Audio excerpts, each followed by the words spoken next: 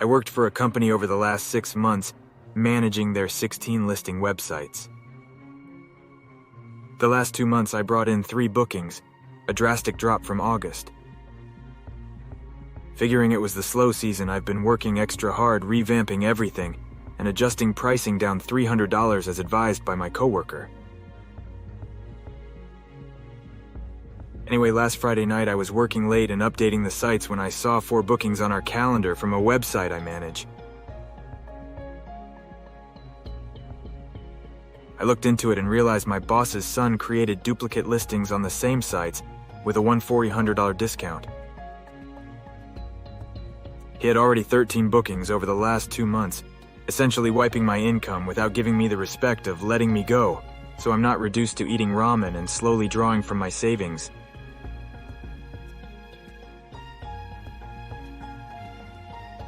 I sent an invoice over a month ago. No response from the office. It's nearly impossible to get paid from them.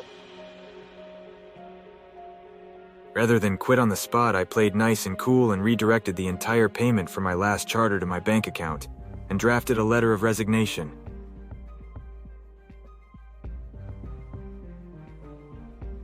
In it, I list all the commissions they owe me from all the way back in May. Long story. With the final payment, I will be settled up for thousands of dollars that they owe me, plus a few hundred change, which I'm stating goes towards the countless hours I spent chasing payment from one website.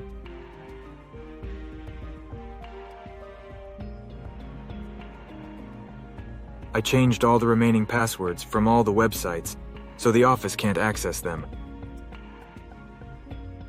Next, I catfished the boss's son pretending to be a clueless client, gave him my phone number, then mailed the website showing his texts, pressuring me to book off the website.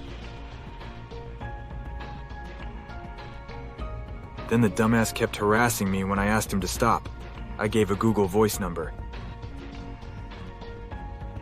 I emailed all communication to the website, who has a pretty strict 0% tolerance for using their platform to book off the site. That's how they make their bread and butter.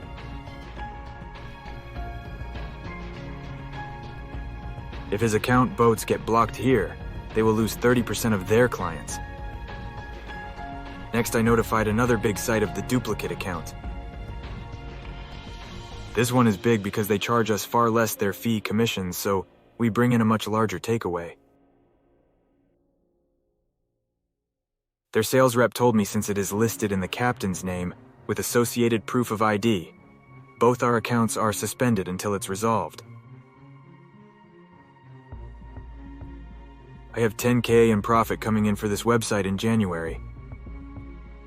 Once the payment for my final charter comes through, I'm going to cancel these bookings and keep the account open to prevent him getting any bookings through there.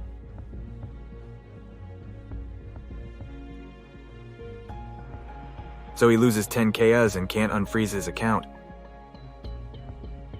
Then on one website who hasn't paid us through, 12K, and I've spent countless hours trying to resolve, I deleted the account and associated information with it.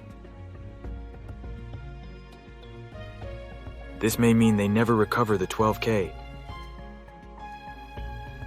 I don't care, because at this point the website even provided verified official bank transfer documents showing we received the payments while our business plays stupid.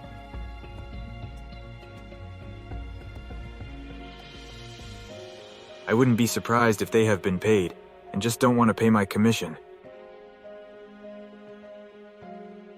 Bonus here, ground transport of $350 was included in the final website payment.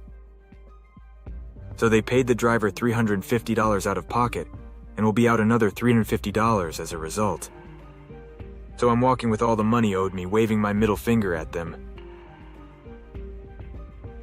I've made it as difficult as humanly possible for them to come back to online clients from this. That scumbag fucked with the wrong gringa. Xerix8472 commented, "For everything else you can play dumb to an extent. When you quit or are fired, whatever happens, the accounts is not your business. But you have to know that redirected payments to your own bank account is literal theft from the business, and they can nail you to the wall for that. They'll just make a police report, and if it's over the amount, you won't even go to small claims court or a slap on the wrists. It'll be a full criminal court for fraud. You won't get to decide how and when to pay yourself with their business, regardless of how much they owe you or mess you around. Your legal recourse is filing reports on them and following the process. Bravo on the rest of it. But major foolish for blatant theft, even an 8-year-old would recognize. Jr. 1994 commented, "They sounds like wire fraud. You get into a gray area here when it is contract work.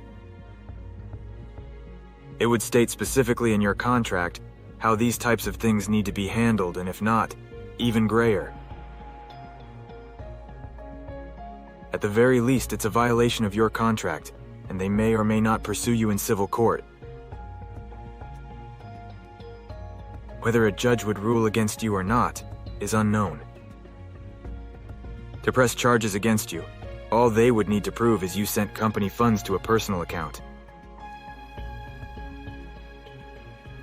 The rest of the other information wouldn't be relevant to have you charged, sent to jail, cost you money for bond, which would likely be high in this instance, and make your life a living hell.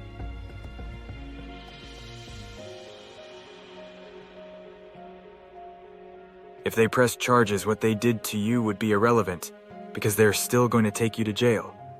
And when the magistrate opens that window, spits out your bond, and closes it, you don't get a chance to speak.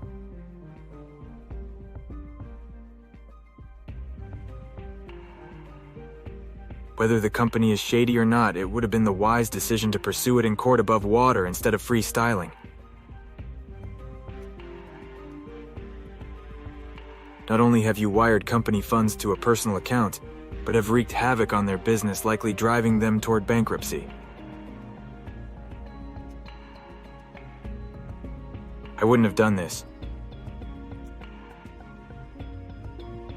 It seems like they screwed you and were dodging paying you, but this was a little extreme and playing with your freedom. In either case, best of luck to you." Dard's #1 fan commented, "This is one of those stories that, if true, you probably don't want to be sharing online.